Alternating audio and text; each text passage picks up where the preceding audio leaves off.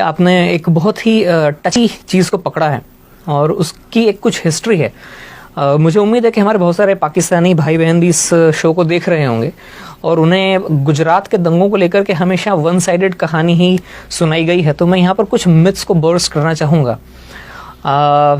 अक्सर ही बताया जाता है पाकिस्तान के अंदर, तो यही खबरें जाती हैं कि मोदी के राज में 2000 मुसलमानों को मार दिए, लेकिन एक्चुअल फिगर 2000 नहीं है। वैसे मुझे शर्म आ रही है ये नंबर्स बोलने में। ये कोई खुशी का मौका नहीं है, ये कोई खुशी की चीज़ नहीं है कि मैं ये कहूँ कि 790 मुसलमान मारे गए थे और 240 हिंदू मारे गए थे।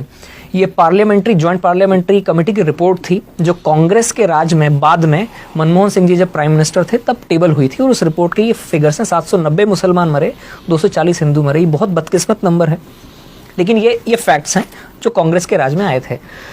अब इमीडिएट रीजंस ये थे कि साहब एक ट्रेन थी जो अयोध्या, जो हिंदुओं का एक बड़ा, जैसे मुस्लिम भाई बहनों का जैसे मक्का या मदीना होता है, वैसे अयोध्या राम जी का जन्मस्थल माना जाता है।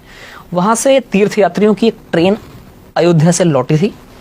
वो गुजरात के गोधरा स्टेशन के ऊपर थोड़ा सा आउटपोस्ट पे खड़ी हुई थी और उसमें जो यात्री थे, तीर्थयात्री थे, कुछ विश्व हिंदू परिषद के लोग थे, कुछ आरएसएस के काडर थे, जिनका अयोध्या में आना जाना लगा रहता है। अचानक, एंड आई से this with lot of डिसमे and lot of embarrassment, कि अचानक करीब 1000 मुसलमानों की भीड़ उस ट्रेन के उस डब्बे में पहुंचती है जहां पर इन लोगों के रिजर्वेशन थे।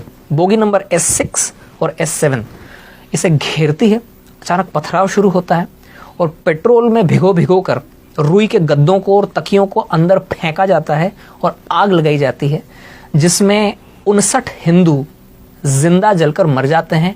28 फरवरी सन 2002 का दिन था, सुबह 9:30 बजे के आसपास का वक्त था। इसमें 59 जो हिंदू जलकर मरते हैं।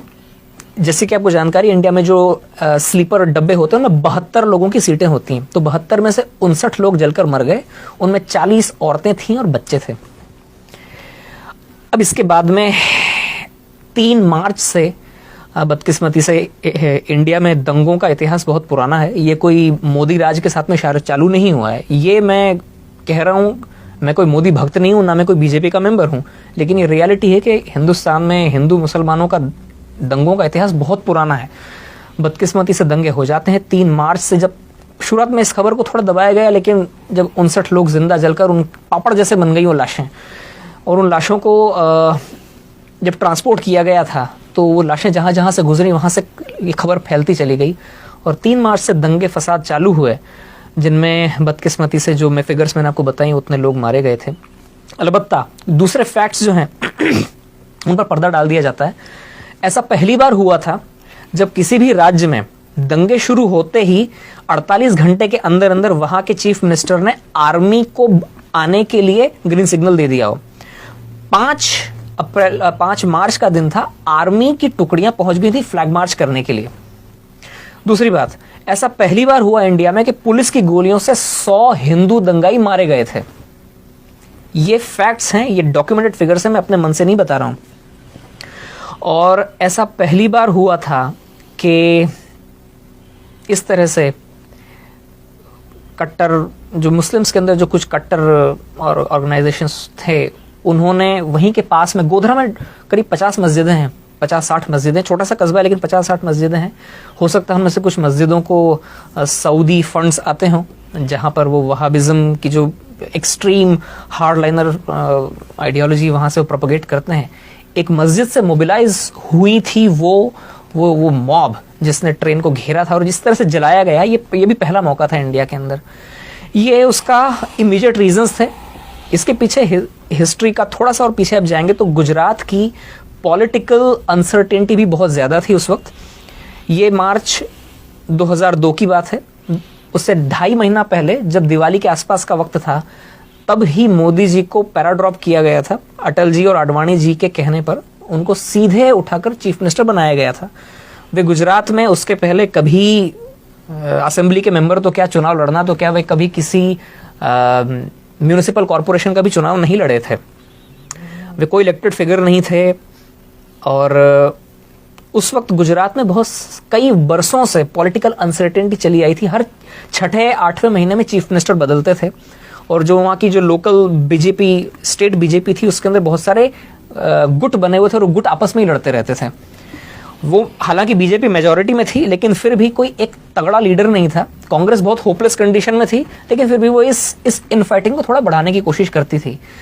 कई सालों से ही चल रहा था, तो आप ये समझ सकते हैं कि पॉलिटिकल अनसर्टेनिटी थी। जब किसी भी जगह पर पॉलिटिकल अनसर्टेनिटी होती है तो वहाँ के एडमिनिस्ट्रेशन के ऊपर उसकी मार पड़ती है। एडमिनिस्ट्रेशन ढीला हो जाता है, पुलिस ढीली हो जाती है और पूरी सोसाइटी में भी एक एजिटेशन हो जाता है, गड़बड़ हो जाती है। तो इन सब चीज़ों की रोशनी में एक नए आदमी को आप उठाकर चीफ मिनिस्टर बनाते हैं जिसके ज़्यादा सपोर्टर्स भी नहीं थे। और इंडिया में ऐसा होता है कि काफ़ी चीज़ें इंटरपर्सनल तरीके से होती हैं। चीफ मिनिस्टर की उस वक्त हो सकता है वहाँ के पुलिस वालों से भी ज़्यादा जान पहचान ना हो, पुलिस वाले सुनते ना हो, इवन खुद अपनी ही पार्टी के लोग ऐसे मौके पर नए मुर्गे की टांग खींचने की कोशिश करते हैं कि मैं आपको यहाँ पे इसलिए टोक रहा हूँ, आपकी पूरी कहानी हम तक पहुंची और बड़ी इंपॉर्टेंट है। आपने फैक्ट्स के साथ बात की, ये वो फैक्ट्स है जो हमारे दर्शकों को जानने की जरूरत है। आपने एग्जैक्ट नंबर बताए कि हुआ क्या, इंसिडेंट क्या हुआ, क्या कुछ हुआ, और अनफॉर्चुनेटली ऐसा हुआ। मगर उसके बाद हम देखते हैं कि वो ना तो मोदी साहब ने किया था, मोदी साहब ने कंट्रोल किए, और उसी स्टेट में जहां ये इंसिडेंट पहले हुआ करते थे, फिर हमें आगे ये पता चलता है कि उन्होंने मैक्सिमम उसको कंट्रोल किया।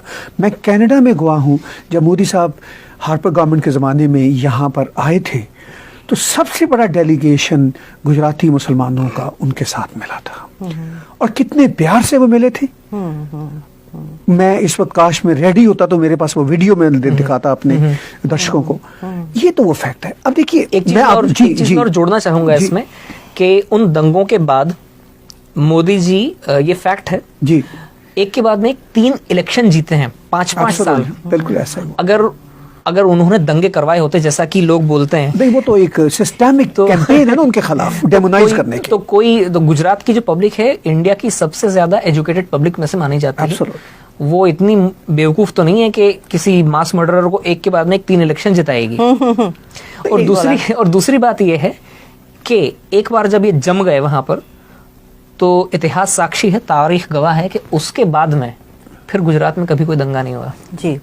और ये बड़ी दिलचस्प बात है कि आज भी इस आदमी की तनकीद करने के लिए लोगों को कुछ और नहीं मिलता है तो 17 साल पीछे जाते हैं। राइट। मतलब 17 साल से ये आदमी लगातार या तो गुजरात का चीफ मिनिस्टर था या इंडिया का प्राइम मिनिस्टर था। इन 17 सालों के कालखंड में इस आदमी के खिलाफ बोलने के लिए किसी को कुछ नहीं मिल रहा है। मतलब तो वो ये जो 17 साल पीछे जाना पड़ता है लोगों को। अच्छा, ये बड़ी दिलचस्प